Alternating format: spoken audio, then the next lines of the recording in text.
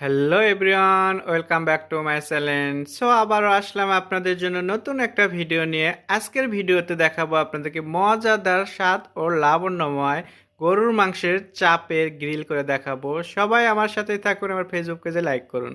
আসসালামু আলাইকুম, সবাই কেমন আছেন? আশা করি সবাই ভালো আছেন। স্বাদ ও স্বাদের গল্পের সাথে আবারও আসলাম আপনাদের জন্য নতুন একটা ভিডিও নিয়ে। আজকের ভিডিওতে দেখাবো আপনাদেরকে গরুর মাংস চাপ করে চুলোতে।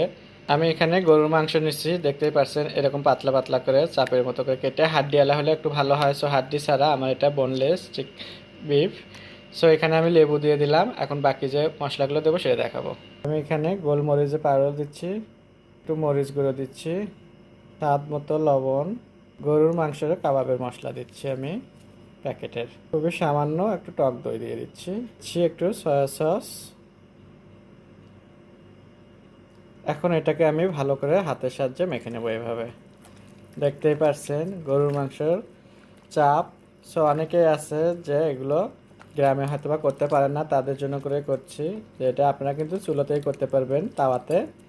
সো এভাবে গরুর মাংসটা পাতলা পাতলা করে কেটে নেবেন, নেওয়ার পরে ভালো করে মাখে রাখবেন। এটা কিন্তু একটু রেস্টে রাখতে হবে মাখে, 6 ঘন্টার মতো, 5 থেকে 6 ঘন্টা যদি রাখেন তাহলে আপনার তখন গ্রিল যখন করবেন চুলোতে, তাহলে তখন সেদ্ধ করার জন্য কম সময় লাগবে রান্নার জন্য। তো খুবই তাড়াতাড়ি সেদ্ধ হয়ে যাবে দেখবেন। সো আমি এভাবে এটাকে মাখে নিলাম, নিয়ে এটাকে আমি এখন 5 থেকে 6 ঘন্টা একটু রেখে দেবো। সো মাখানো হয়ে গেল, এখন আমি এটাকে 5 ঘন্টার জন্য রেস্টে রেখে দেবো। 5 ঘন্টা পরে আমি আসলাম, এখন গরুর মাংস গ্রিলটা করে দেখাবো আপনাদেরকে। আমি তো এটা মেখে রাখছিলাম, দেখাইছি। সো এখন আমি যাচ্ছি চুলোতে। আমি চুলোতে একটা প্যান বসে দিচ্ছি, দিয়ে আমি এখানে একটু হালকা তেল দিয়ে দেবো। এখানে তেলটা দিয়ে দিলাম, যেহেতু এটা গ্রিলগুলো হালকা তেলেই ভাজে, এখানে তেমন একটা ডুবো তেল দেয় না, আমি হালকা তেলে দিয়ে দিচ্ছি, দিয়ে আমি বিসমিল্লাহ করে দিয়ে দিচ্ছি এখন গ্রিলটা। তো এভাবে আমি এটাকে এখন দিয়ে দিচ্ছি। তো আমি সবগুলোই দিয়ে দিলাম। তো এটাকে এখন আমি একটু হালকা জালে গ্রিল করে নেব। সো এখন আমি এটাকে একটু উল্টে দেব, এভাবে একটু উল্টে পাল্টে এটাকে একটু ভেজে নেব সময় নিয়ে।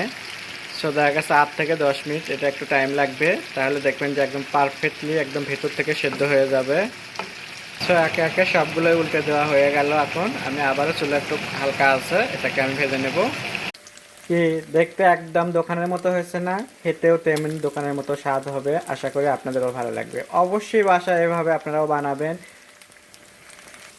এখানে কিন্তু আপনারা অল্প খরচে আপনারা মজাদার খাবার খেতে পাচ্ছেন, আর দোকানে যেতে হবে না। কারণ বাসায় এত মজার মজার রান্না যখন আপনারা করবেন, তখন আপনাদের মনে চাবে না যে এত দাম দিয়ে হোটেলে যে খাই।